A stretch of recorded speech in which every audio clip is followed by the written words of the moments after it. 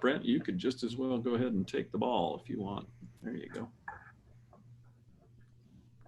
Still going live for just 1 second. Okay. All right. Hello, everybody. I'm Brent Okeson, and we're going to cover facility security today. And so we're going to talk about several things we want to think about as far as your buildings, your properties, storage yards, different places that you might have that you want to keep secure to prevent from some security issues that you might face. And so we want to talk about those and go through some of the risks, some of the places that might be more vulnerable than others, and how to protect yourself and your organization from issues like that. So we'll jump right in. What kind of risks are there? It could be a theft. It could be theft from somebody outside of your organization or even within. There's ways to prevent theft that we'll talk about today. Could be robbery, where somebody comes in and holds up the place and takes property or equipment or anything like that that could be robbed from the workplace. It could also be property damage that happens. Violence and terrorism. You've seen this going on in the world lately with riots and things like that going on. You never know what somebody might do to come in and possibly be violent in your workspace. And so we want to look at that as far as security goes too. In addition, there could be vandalism, where people are actually going out and intentionally damaging some of your properties or your structures or facilities. We want to learn to prevent those with security measures, and also protecting your documents and your data. So we're going to cover a wide range of these things today, but as we go through this, just think about your facilities, things you might want to protect, different areas you might want to focus on to keep these bad things from happening. So one thing that you can do, and this is something everybody can do in the workplace, the places that they work, is keep your situational awareness up. Always be aware of what's around you. Constant awareness of the conditions around you, the behaviors of others, the different hazards and risks that might be there.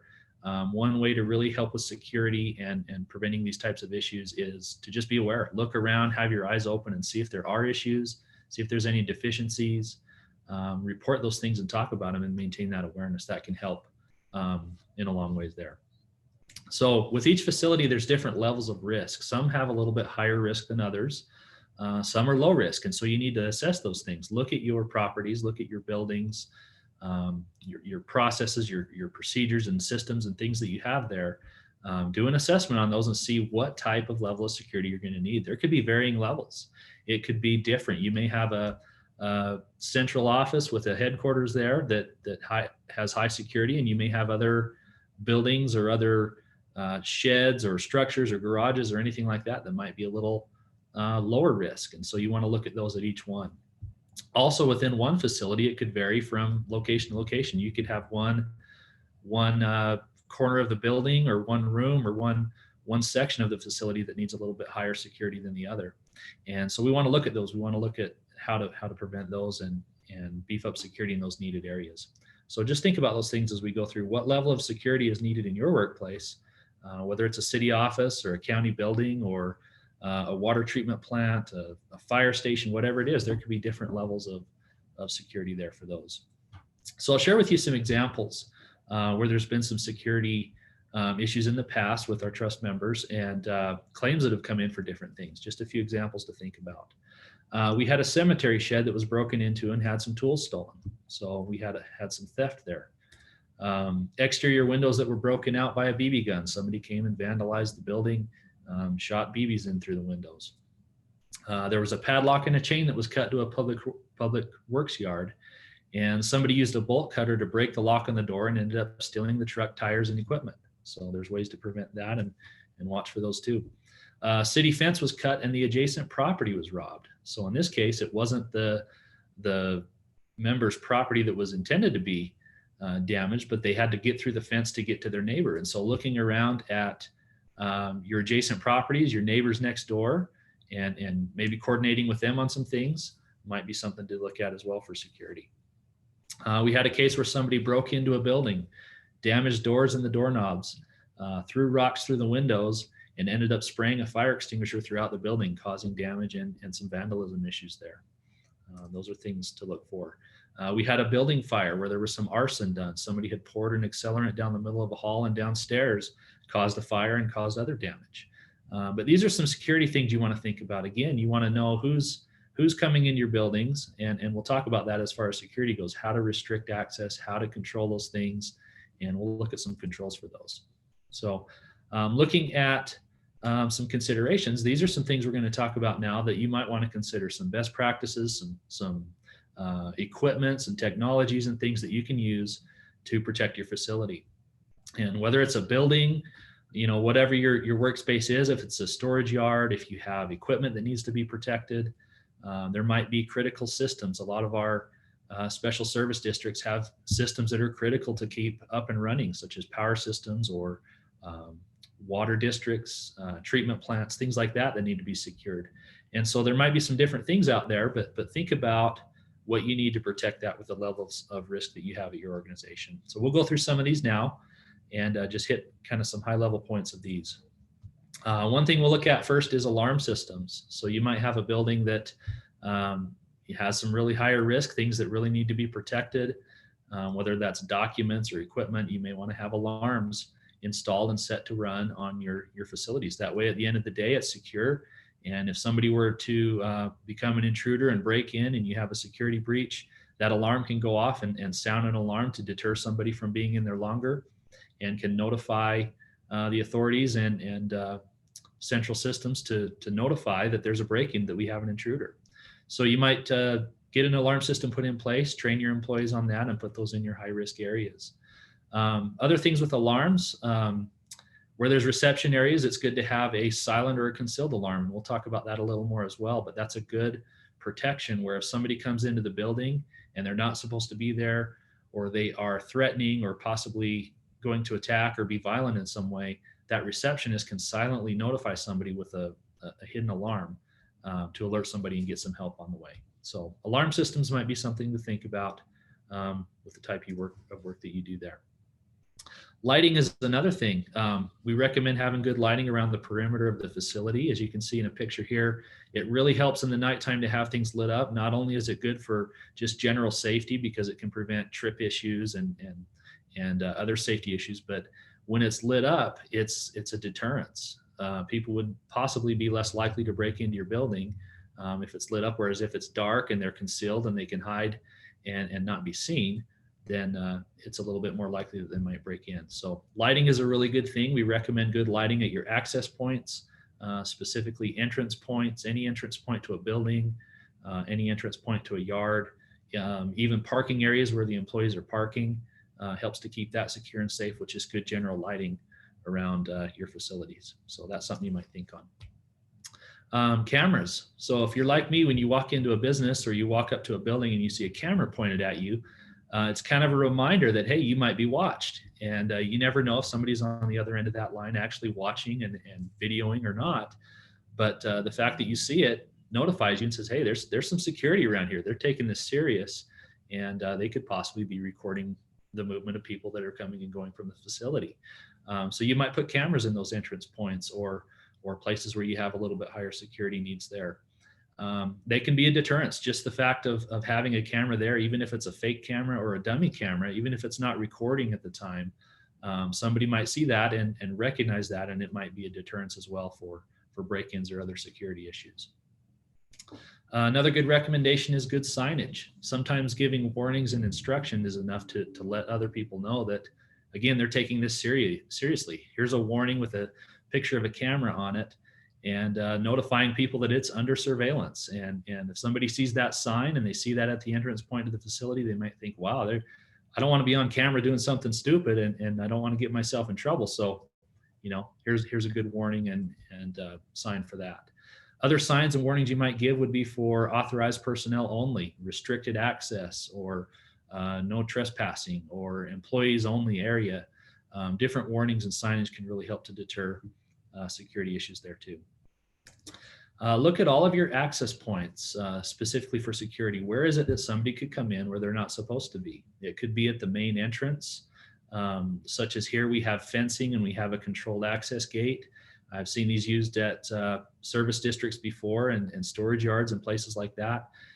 They can have technologies used with them where you have to call in and get permission to come in through the gates. There's good technology and things that you can use for that, possibly having video cameras set up in these locations and automatic opening gates that help people come and go. Those are things that you can do. So look at your access points. It might be gates. It could be the front door of your building. There could be back doors. Even in basements and upper levels, you want to think about how somebody could get into your building or your facility, and really focus on those access points. Where is security needed, and what do we need to do in those security needed areas? Even garages and parking areas, any access point, you want to think about what is needed to prevent those risks, those vulnerabilities. Locks is something that you can do. Chains on gates, it's really important to keep those things locked up at the end of the day. There's been times where somebody forgets to put the chain on, and they don't close the gate all the way, and they forget the lock, and they hurry out. And sometimes there's been equipment stolen from issues like that. So if you do have a storage yard where things are gated up and closed, and you have chains, make sure that you're locking those things and having a procedure that somebody checks at the end of the day to make sure that everything is locked and chained up. If you open something up, it's a good idea just to follow through and make sure it's closed and secured afterwards. Even doors and windows in your office buildings. If somebody opens windows during the day, maybe there's a procedure or somebody that goes around and checks at the end of the day to make sure that all those windows get closed and latched, and doors properly closed and locked at the end of the day. So locks and keeping things closed can help a lot too. Look at your buildings, look at your sheds, garages, make sure the locks are on there, doors are closed and locked, and your restricted access areas. So keeping things closed and locked can help a lot. As far as access goes, a lot of you have keys. You might have access cards or key fobs, badges and things like that you use to go in and out of certain areas of a workspace. And whether it's keys or cards or whatever it is, make sure that you're having a good control on the authorization for who can have those. Certain employees should have them for access, and maybe there's others that you don't want to have access to certain spaces. It could be certain closets in a building. It could be certain areas of the facility where only certain people have access to open and pass through. And so you might want to have a procedure in place for authorizing those people to come and go, and keep that list up to date. Maybe it's a register log or ID numbers for the badges and keys that you have, to track those and just make sure that everybody is given the proper authorization to come and go. And with former employees, somebody that's worked there before, if they're not working there anymore, they may have had an issue. They may be disgruntled, and there could be a possible security issue with that. So when it comes to managing employee turnover, if you have somebody leave, make sure that you have a good process for collecting those keys or cards or badges that they've had in the past. Restrict that access. So even with technology, you can do that with the fobs and the cards and things like that. Make sure that you're controlling and managing those things so you're not letting keys go out there, that they're being shared or passed on to other people that shouldn't have access to certain parts of your facility. So the question is, who can enter? Who would you want to have enter those different areas? Who should be given access? Well, that's something you can determine. Determine the risk, determine what's needed for the security at your facilities. There might be specific procedures. Maybe there's even a buddy system where two people go in and out. And technologies can be used and set and controlled to allow access in and out of buildings and facilities. So those are things to learn and think from. Outdoor barriers. This is something to put outside. Possibly some perimeter fencing would be good to keep people out if they don't need to be in certain areas. Install gates. These are good at storage yards or protecting your facilities in different ways. If you have a lot of equipment such as trucks and heavy equipment and things like that need to be protected, definitely put up some kind of a barrier to restrict access to those kind of things. And that's something you want to maintain and inspect. Go around regularly as part of your security controls. Take a look at those things and see if there's been any fences cut open, or is there any deficiency in the poles, or is there any break that's happened before there. Look for those things and maintain those outdoor physical barriers. Even indoor barriers. We see these in reception areas, often in general city administration or county administration buildings, or at the entrances to service districts. There's often a reception person there in every building, and it's good to have them right at the entrance. But you would want some kind of a barrier between the employee and the public service areas, where if somebody were to come in and, again, if they could be violent or want to come in and attack, there could be some kind of a barrier to restrict them going to the back. Here in this picture here, you see there's a counter that goes all the way across from left to right that blocks people from just walking directly into an office space. I've seen some offices that are open. They'll maybe have only half of it covered where somebody could easily walk right around and go back into the office and maybe help themselves to whatever's in the office. Walk right in and talk to whoever they want to. So those might be some things you think about as far as security, is what kind of barrier do you need in between those public and service areas where your employees are working. I've seen some trust members that put in some glass. They'll put in glass and increase the security at the entrance point so people can't just hop over the counter and go right in. So that might be something you think about if it's needed for your work area. Even having doors that block the access that can be locked to the side. Even if you have this barrier across the front, you can still get in through gates and doors that way that may have other access points. I've also seen little gates where people have like a half tall gate that swings open where the employee can walk through, and as they go through, it closes behind them. Just little things like that, little barriers indoors that can keep people out of places where you wouldn't really want somebody to just walk into and have full access. So as far as security goes, those are good things to look at and think of. Looking at reception desk areas, these are important. Again, it should be at the public entrance point. You wouldn't want to have your reception area too far back, or in a back room or something like that where somebody can just walk in. If you can put that at the front where people first come in, that's a good measure for security, and it can possibly deter some issues that way. Again, a silent and concealed alarm would be good there. There's other ways to do that. If you don't have an actual alarm, could be code words. You can come up with a predetermined phase where if that receptionist is there and they're in danger, there's possibly a person that's causing an issue or possibly being violent.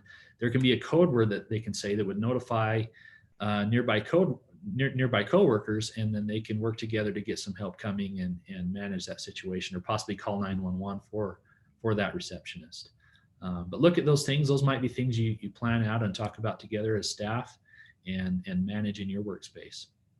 One thing to look at is what is coming and going from the workplace. There's packages, mail deliveries, and there's been times where a package will show up and it could look a little bit suspicious. It could possibly have chemicals in it, or odors coming from it, or different sounds or things. You never know what might be in a package that shows up. And so having training and awareness about that and monitoring those things that come and go, even any kind of delivery, being aware of those things can help for security.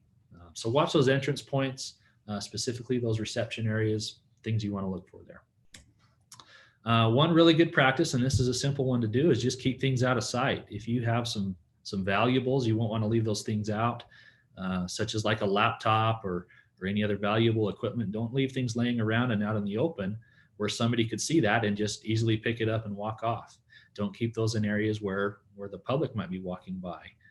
Keep those in back rooms or out of sight in closets and other places where they could be stored in a more safe place. Another example of this is cash. Many of our trust members have cash that they're dealing with at times. Have those things secured. Have lock boxes, have safes, have closets that are locked up in the back with secure access, only for those people that should have access to those things. We had an example where somebody had broken into a window of a building. They smashed the window out. They came in because they had seen the laptop sitting out in the open. And so at the end of the day, maybe those laptops get put away in drawers. Keeping things out of sight can help prevent that. So don't put things near windows. And if you do have blinds or coverings for the windows, maybe at the end of the day, you have a procedure to close those blinds. Make it so that people can't just walk outside of your building, see what's inside there, and look for valuables that are easy to smash and grab from the windows. Another example is don't leave keys in equipment. We've had cases where trucks have taken off because somebody left the keys in there. People walked in, they got in, they saw there was a key, and they start up the engine and they take off with it. So managing keys to the equipment is a good thing. There was even a case where somebody hauled off with a backhoe because the keys, at the end of the day, they forgot to take the keys out, left it in overnight, and the backhoe disappeared. So those are things to manage, simple things that we can do, but just being aware and keeping things out of sight, not being vulnerable that way with valuables and things that are important for your organization, managing those things. Other things you want to look for are your documents and your records with government entities, these are very important. There's a lot of really important records and things that need to be kept. And there should be secure access to those things as well. Keeping that in out of sight, again, put those in back rooms, might be in safes or in closets that are locked up and closed, where keys are used to come and go, and restricting access to those kind of things. Don't leave your really important documents out in the open. That's something you might think about where you work, that you may want to change the location of those or put them in an area where they're less conspicuous or more secure. Again, keep those things out of sight when it comes to documents and records. And when it comes to data, that's another thing to protect.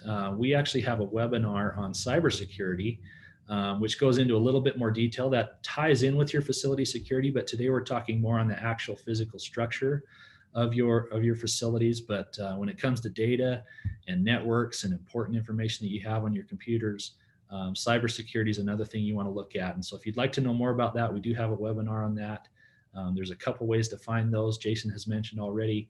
But go to YouTube and type in Utah Local Governments Trust, and it will bring up our Trust YouTube channel there, and you can access those webinars that way. Another way you can find it is to go to our website, utahtrust.gov/webinars, and there will be a link there that takes you right to the Trust YouTube page. But if you need more training on that, this goes into a lot more detail on cybersecurity and protecting your data and networks and things like that. But when it comes to facility security, we've talked about several things now, whether it's alarms or lighting or barriers that you're putting in place. There's a lot of different things, but each organization should have its own plan for security. You should think about what those risks are and determine what your plans are to protect your organization and equipment and safety of all of your workers. So with that, we do recommend having a facility security plan. And a few steps that you can go through to put one of these in place. It can be really simple, or it can be really detailed depending on the level of security you need. But step one would just be to assess the risk. Look at all of your properties, facilities, buildings, structures, any place where you might need to protect equipment or anything like that, and just do an assessment on what's the risk, what's the level of risk of security that we need to have in these different places. And after you talk about that and assess those things, determine where you're vulnerable, which parts of your facilities are more vulnerable than others. Where do we need to beef up security, or where do we need to put new technology or controls in place? And then you identify different protections that you'll use to protect from those vulnerabilities. And once you find those things, then you implement those actions. It could be a system that you put in place, could be a control, different procedure, purchase new equipment, upgrade security in any way. Then you put things into place that really help to prevent security issues there. So you have a plan, and part of having a plan, it's good to have a plan, but if you don't train on it, then it's not going to be as effective. So we do recommend having that plan and then training your employees on what that facility security plan is. What do they need to know? What security procedures are there? What do they do if they see an issue? Train them on the different reporting, what should be reported, what to look for, how to notify each other of any type of security related issue, and train them on maintaining awareness of risks. Let them know what the risks are in the workplace. Where are those vulnerabilities, and what do you need to watch for? Where are the cameras? Where's the access points? Those are all things that you might train on for security. And something that goes hand in hand with this is an emergency response plan.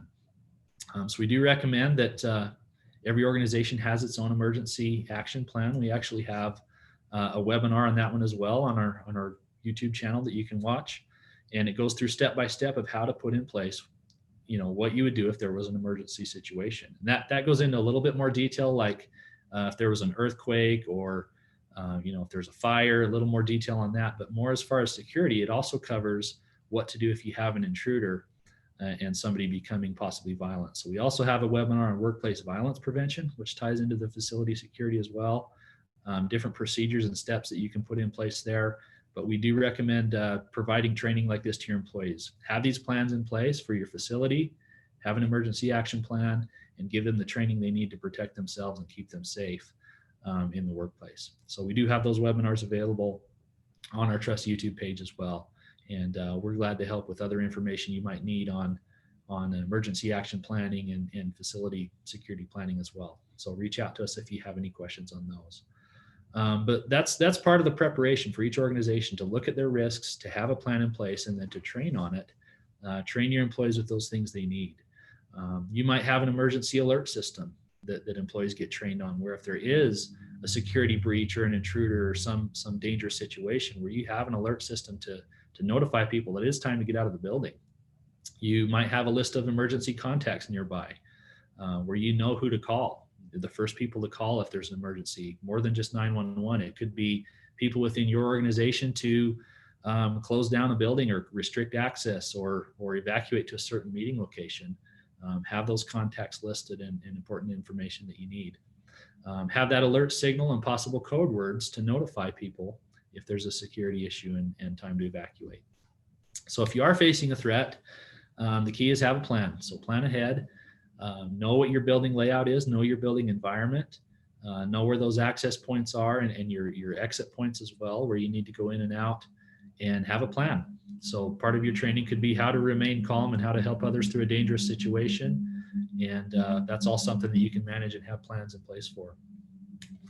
One thing to consider is the visitors that come and go from your facility. I've seen many trust members that do registers and logs where you'll go to enter their building, and they'll want to know who you are and what time you got there and what time you left. And that helps to account for who's coming and going, especially in higher security facilities. One thing to do with visitors is make sure that you know who they are and you can escort them through that. You might have labels or badges that they can wear to indicate that they're a visitor, and you'll have somebody go around with them and show them through the workplace and guide them where they need to go, not just letting them freely walk through and have access to everything at your facility. So having logs and keeping track of those things is very important, especially if there was an emergency situation such as a fire. You're going to want to know that everybody got out safely, and keeping track of your visitors can help with that. You might even look at having a policy. Some organizations have policy in place for visitors that come, whether it's family or friends. They may have a policy for that, how that works, or even former employees. What's your policy on that? If you have an employee that used to work there and they want to come back and talk to people, maybe there's a policy whether they can come in to certain parts of the facility or not. So managing visitors is something that you can do as well. When it comes to prevention, what kinds of things can you do? Well, you can protect yourself. We've talked about the situational awareness. You can keep your eyes out. You can always recognize the risk. You can be aware of what's going on around you, but never put yourself in a bad situation. Always be aware of your conditions. And if you feel unsafe in a certain area, don't go there. Go get a buddy to go with you. Use the buddy system, and keep yourself and your coworkers safe together there. So again, situational awareness and keeping your eyes open, just looking around for things. If you see deficiencies, or if you see an area where there could be an improvement or a possible security related issue, notify people, report those things, and share those good ideas, that you can do for improving security. What other kinds of things can you do? Well, you can support the security measures of your workspace. Get trained on it. If you see a camera not working properly, if you see damage to anything, report those kind of things, and share good ideas on improvement there. When it comes to general security, keep your security doors locked. Keep things closed. If they're supposed to be closed, then keep them that way. It might even be that you, in the morning, are all gathered together, and during the workday, you guys are going out and working in different places. You might have a procedure for closing those gates and closing up shops and garage doors as you're out working throughout the day, and keep things secured and locked. That's a really good way for prevention there. Don't share your access codes. Don't share your keys, key fobs, and things like that. Only let the people have those that are supposed to have access and authorization to the parts of the facility. Follow visitor protocol like we talked about, and report any deficiencies. Those are some of the things that all employees can do to help with preventing security issues. So we've talked about a lot of different things. We've talked about recognizing the risk. We talked about different things you can put in place, such as lighting and cameras and gates and barriers, managing keys, doing different controls and things like that. But the key is recognize the risk, recognize what's out there where you might be vulnerable for security, and then make a plan. Have a meeting together, talk about what you need to do to implement new controls and increase security controls that can help you in the workplace. The goal is to keep everybody safe, and work together to support each other in that, to support the security measures and keep the workplace safe. You never know what people are going to do. With the world the way it is, there's there's some stresses out there. There's people that sometimes become violent for various reasons, and we want to learn to prevent those things. But facility security is something we can do to work towards and improve those things today. So hopefully that helped to raise awareness to those different kinds of things. And again, just think about what you could do at your facility and your buildings and places you work to stay safe out there. So Jason, that's presentation. Do we have any questions out there? Great job, Brent. I appreciate it. Don't have any questions quite yet, folks. Type those into the chat box if you give us your questions there, and we'll get Brent to give us the word on it while people are typing their questions. As you were talking about that, I remembered back in a former life, I was managing. It was waste management, scrap materials from a manufacturing plant, as well as all the other wastes, and we had and we would intentionally go to the scrap yards in the neighborhood, and we would sell them some scrap, even if we had better deals to go elsewhere, because we wanted those guys to know what our scrap looked like. We wanted them to know, because we had some things that were pretty valuable, and so if there was an issue, they would give us a call. And sure enough, lo and behold, one day, I got a call from this scrapyard, and they said, "Hey, have you been scrapping some of your?" And we did metal plating, and we had coppered anodes. They were round copper balls, and they were, quite valuable from a scrap standpoint. And they're like, "Somebody's in here with a bunch of copper balls. They're scrapping." I said, "Call the cops." I said, because we haven't let any of those go. And as it turns out, it was one of our employees who had just been pocketing one of these things every day when he would come to work. And anyway, and unfortunately, he made some bad decisions, and he ended up getting prosecuted for it. But a lot of times those somebody from inside can be that way, or can be one of our bigger risks. I'm not seeing questions here. I would just add to that too. I mean, Brent, you did a good job of mentioning a lot of areas that we need to focus on. You mentioned gates. One thing we see a lot when we go out is public works yards and work yards that are left open during the day. Lots of times, like you mentioned, the crews get together in the morning and then they head out.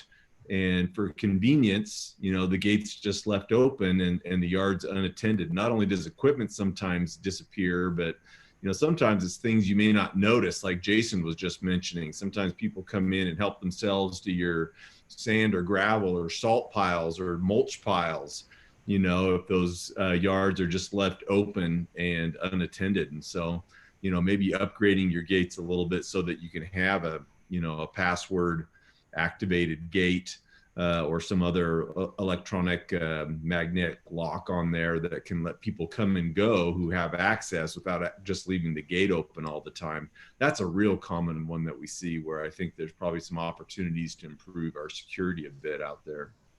Yep. Those are great points. All right, that's great. And sorry, we're jumping in. We're excited about this, Brett. Just as far as cameras go, just a lot of times people shy away from cameras because of expense. You can with IP cameras now, if you've got internet, you can get these systems and they're really quite reasonable, and put a camera system in. You don't have to go out and spend $20,000. You can buy an IP camera for a couple $100. And as long as you've got internet, you've got it there. Anyway, that's great. Well, I don't see any questions coming in. Folks, if you do have any additional questions or comments or anything like that, please send us an email, give us a call. We're happy to help out there. Brett, final word? Just stay safe out there. You never know how things might go, and you never know what could happen. So put the controls in place and keep your property safe is the goal. Hopefully that helps. Everybody have a safe day. Great job, Brent. I'll wrap up